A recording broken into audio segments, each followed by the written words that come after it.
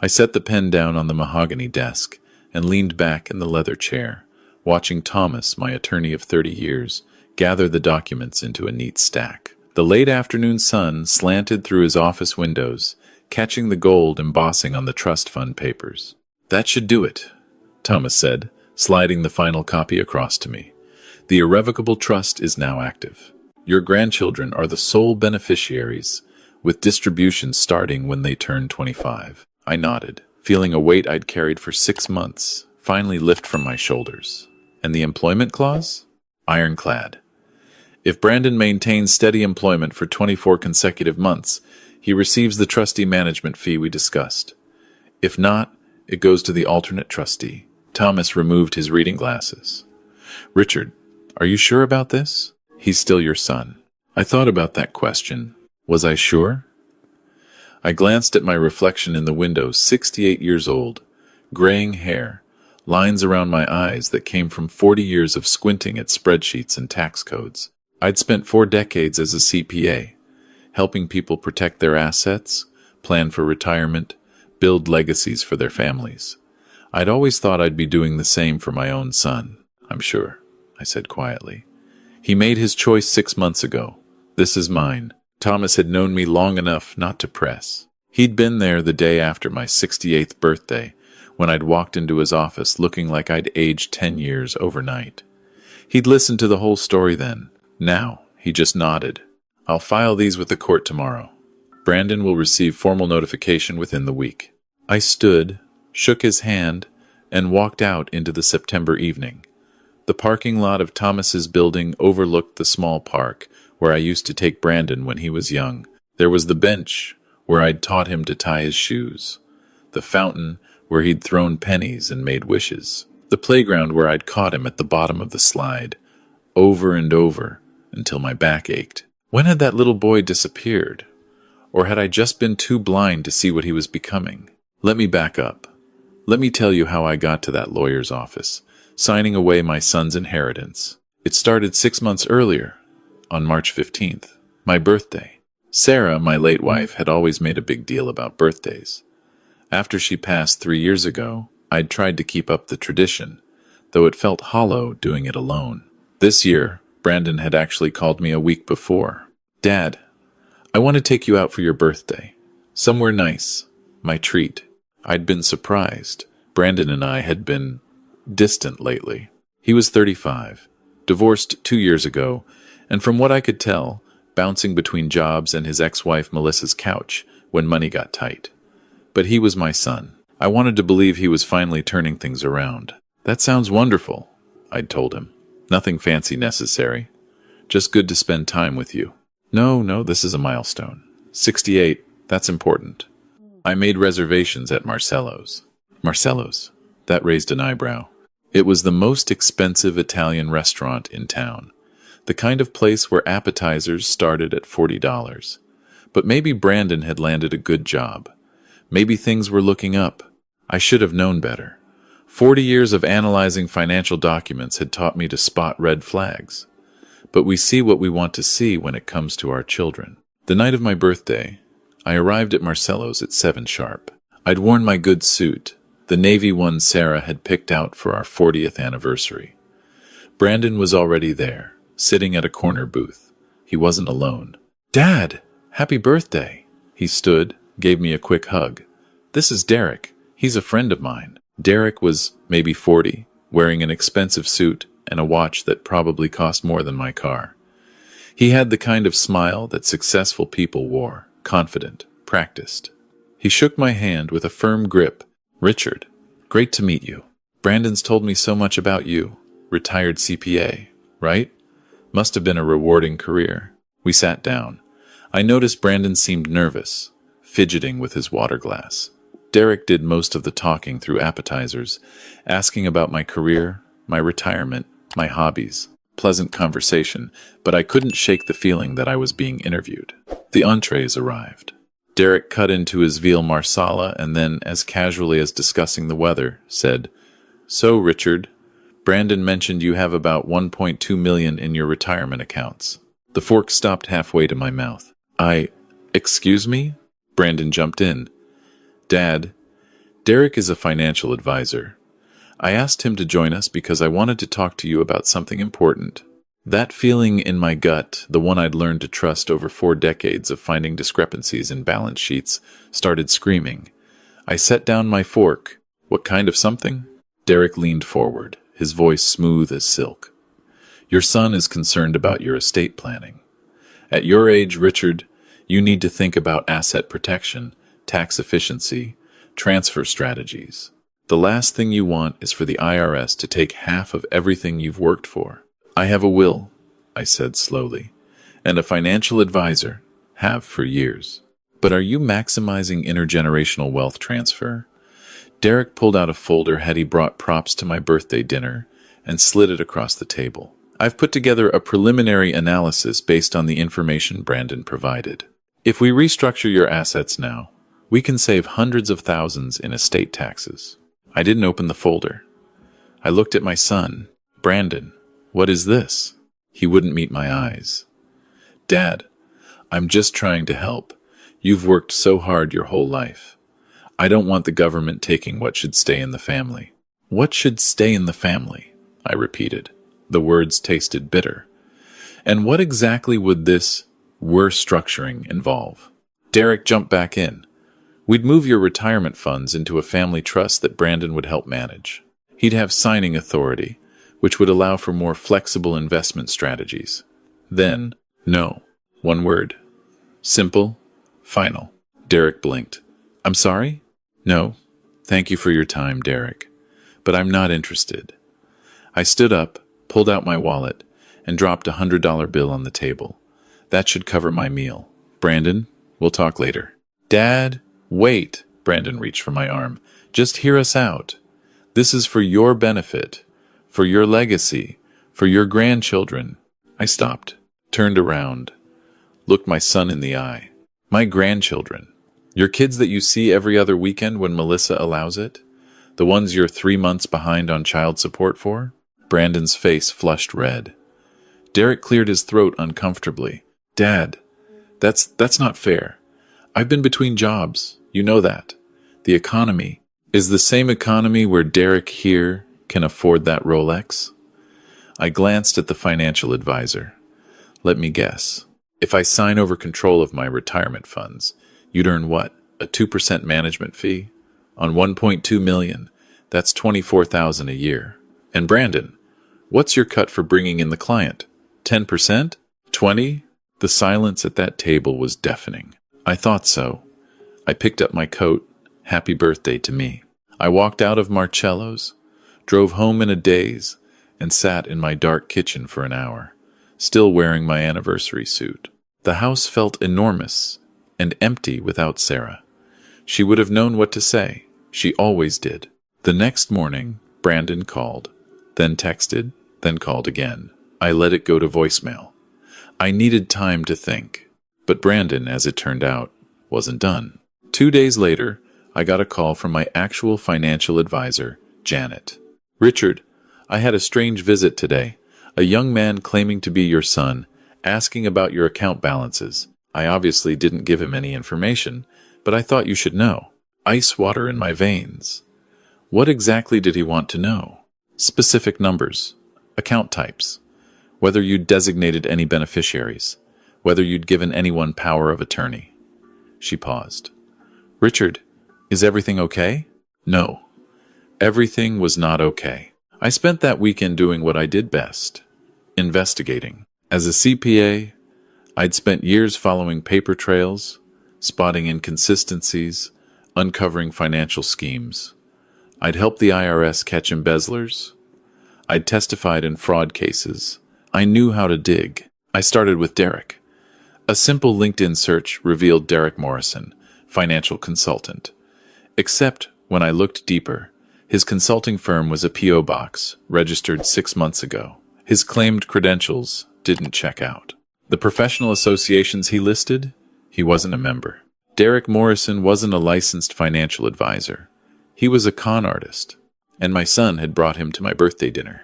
I sat back in my desk chair, feeling something crack inside my chest. This wasn't just stupidity or desperation.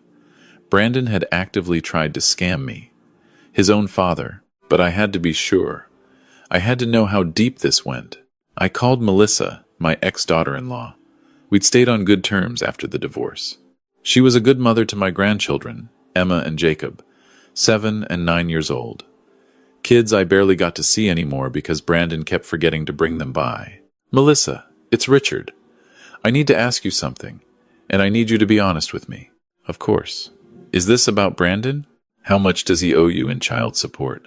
She sighed. $11,000, over 8 months. I finally filed a claim with the state last month. I'm sorry, Richard, I know he's your son, but I can't keep covering everything. The kids need. I understand. One more question. Has Brandon mentioned anything about my finances? A long pause. He told Emma and Jacob that Grandpa was going to help Daddy pay for their school and activities, that there was money coming that would fix everything. My hands were shaking. Thank you, Melissa. If you need anything for the kids, you call me directly. Understood? After I hung up, I sat in my study for a long time. The same study where I used to help Brandon with his math homework, where I'd taught him about saving and budgeting and making smart financial choices. Apparently, I'd failed at that last part. Over the next 2 weeks, I quietly gathered information. I pulled Brandon's credit report as a co-signer on his first car loan years ago.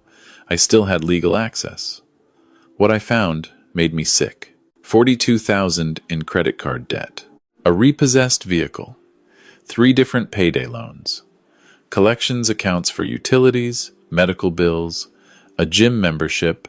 My son was drowning in debt, and instead of asking for help, instead of getting a steady job and working his way out, he decided to steal from me. Because that's what it was. Theft. If I'd signed those papers at Marcello's, Derek would have drained my accounts within months, and Brandon would have gotten his cut.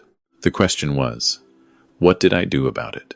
I could confront him, yell, cry, demand explanations, but I'd spent enough years dealing with financial criminals to know that rarely worked. People who'd convinced themselves they deserved other people's money didn't respond to reason. I could cut him off completely, change my will, make sure he never saw a dime. But that felt like letting him off easy. No consequences, no lesson learned, just bitterness on both sides. Or I could do what I'd done in my professional life when I caught someone cooking the books. I could give them exactly what they wanted and let them hang themselves with it. It took me 3 weeks to formulate the plan. I consulted with Thomas, my attorney. He was skeptical at first. Richard, are you sure? This could backfire. This could destroy what's left of your relationship with your son. Thomas, he tried to steal my retirement fund. He used my birthday as the setup for a con. What relationship is left to destroy? He couldn't argue with that. Here's what we did. First, I set up an irrevocable trust with my grandchildren as beneficiaries. Every penny of my retirement accounts went into it. The trust was structured so that Emma and Jacob would receive distributions starting at age 25, enough to pay for college, start a business, buy a home.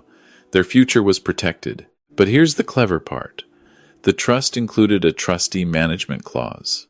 If Brandon could prove he was a responsible adult by maintaining steady employment for 24 consecutive months, he'd be eligible to serve as trustee and receive a modest management fee. Not control of the money, not access to the principal, just a fee for overseeing the distributions to his own children. It was a test. Could he hold down a job for 2 years? Could he prove he cared more about his kid's future than his immediate gratification?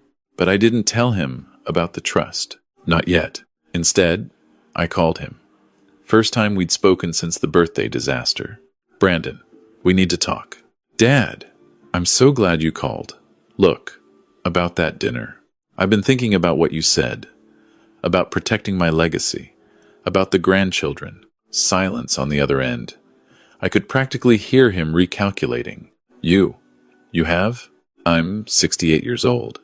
You're right that I need to think about what happens to everything I've worked for. I want to make sure Emma and Jacob are taken care of. Exactly. See, that's all I wanted. So, I'd like to meet with you. Just us. No Derek. Of course. Whatever you want, Dad. We met at a coffee shop near my house. Brandon showed up looking better than he had in months. New shirt, haircut, freshly shaved. He was trying. I slid a folder across the table. I had my attorney draw up some documents. I want you to look them over. He opened it eagerly. Inside was a simplified version of the trust documents, enough to show that I was transferring my assets, but not enough detail to reveal the full structure. Dad, this is amazing. You're really doing this? I want to take care of my family, I said. And I meant it. Just not the way he thought. There's one condition, I continued. You need to get your life in order. Find a steady job. Prove you can be responsible with money. Once you've done that, we'll finalize everything. Brandon's face lit up. I can do that. I've actually got a lead on a sales position. Good commission structure. I'll nail it, Dad. I promise. I watched him sitting there, so hopeful, so confident that he'd successfully manipulated his elderly father into handing over a fortune. Part of me wanted to tell him the truth right then, watch his face fall, make him understand what he'd tried to do. But I'd learned patience in my years as an accountant. Sometimes you had to let the audit play out before presenting your findings. I believe you, I lied. Let's see how it goes. Over the next 3 months, Brandon called me every week with updates. He'd gotten the sales job. He was doing well. He'd made his first child support payment in a year. He wanted to know when we could finalize the trust. I kept him dangling. These things take time, son. Legal processes, tax implications. We'll get there. What I was really doing was watching, waiting, testing whether any of this change was real. It wasn't. By month 2, I got a call from Melissa. Richard, has Brandon asked you for money lately? No. Why? He told the kids that Grandpa was helping him out. That's why he could suddenly afford to pay child support and take them to the movies. I assumed. I haven't given him a dime, which meant Brandon was paying his child support with what? I did some digging. He'd taken out another payday loan at 23% interest. He wasn't getting his life together. He was going deeper into debt, banking on the big payday he thought was coming from me. By month 3, I found out from Janet that someone had tried to open a credit card in my name. The application was declined, but the attempt was there. The home address listed? Brandon's apartment. He was trying to steal my identity now. That's when I knew. There was no redemption arc here.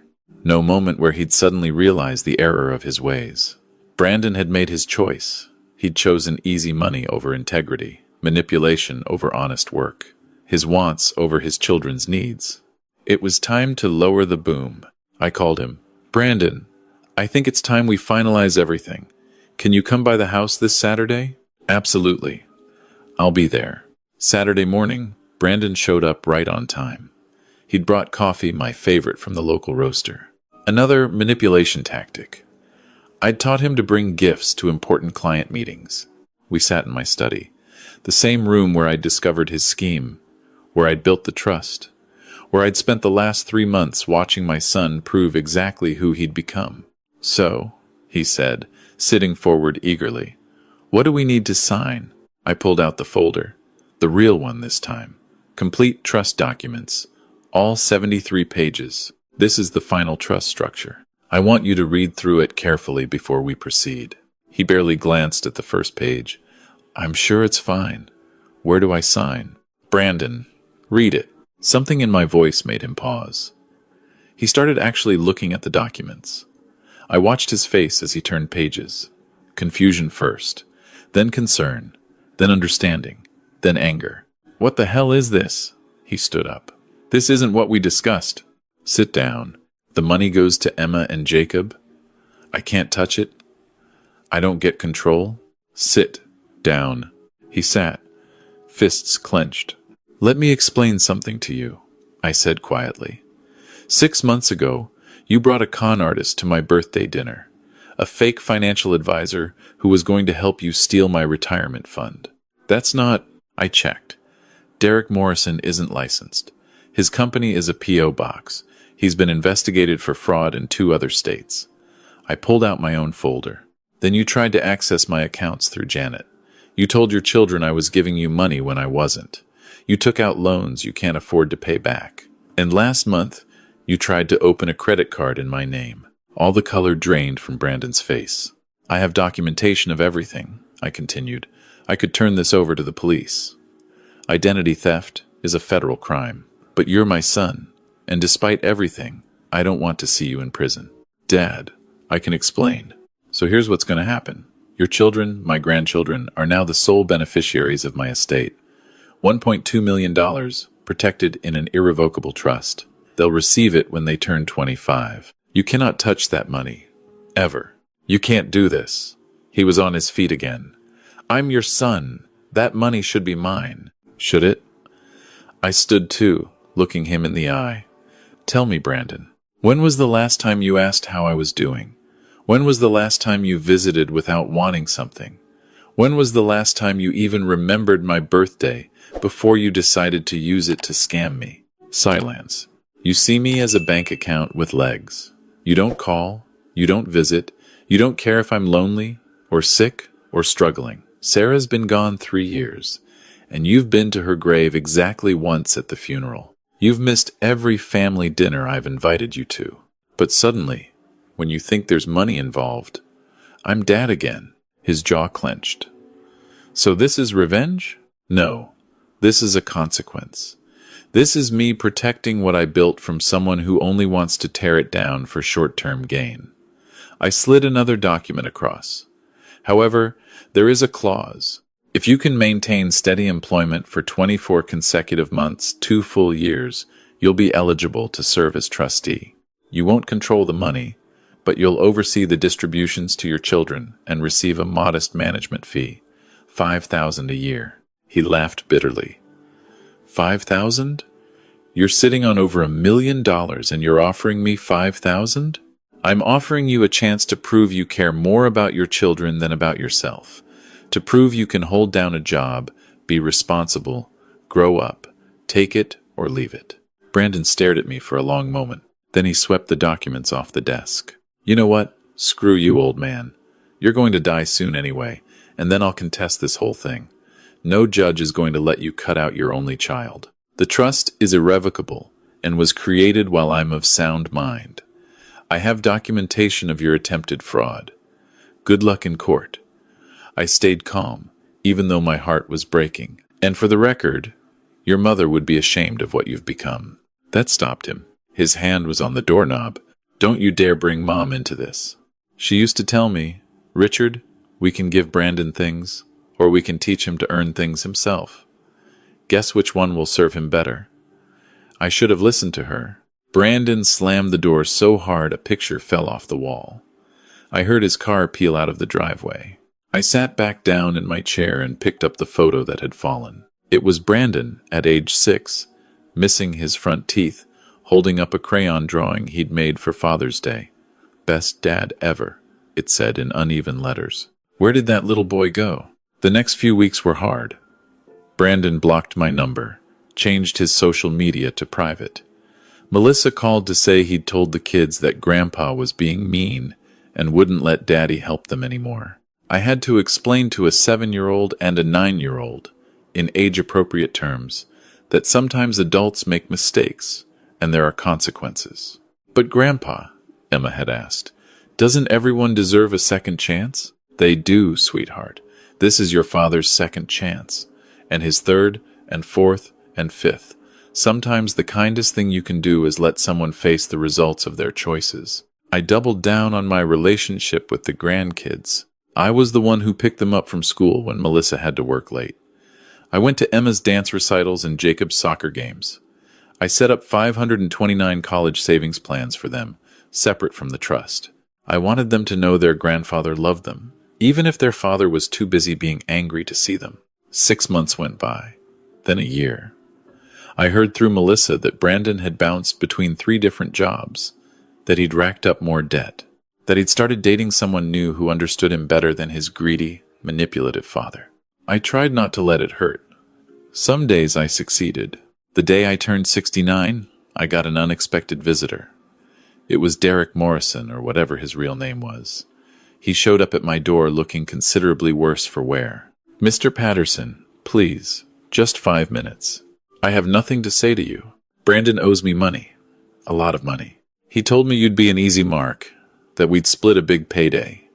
When that didn't happen, he borrowed from me to keep up appearances. $30,000. He won't return my calls. I almost laughed. So you're telling me my son scammed the scammer? I just thought you should know what kind of person.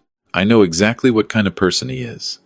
Because I raised him, and somewhere along the way, I failed.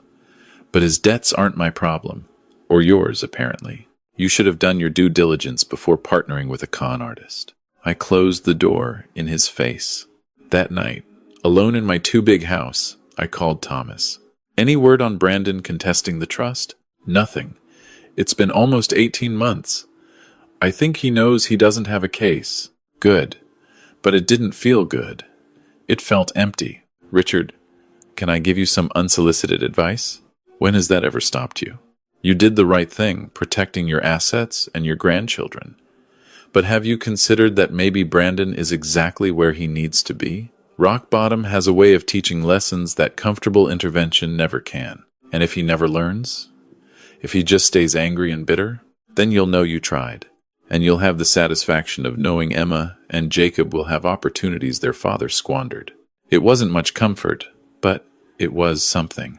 2 years after that birthday dinner at Marcello's, I got a call from an unknown number. Against my better judgment, I answered. Dad? I hadn't heard Brandon's voice in 14 months. Hello, Brandon.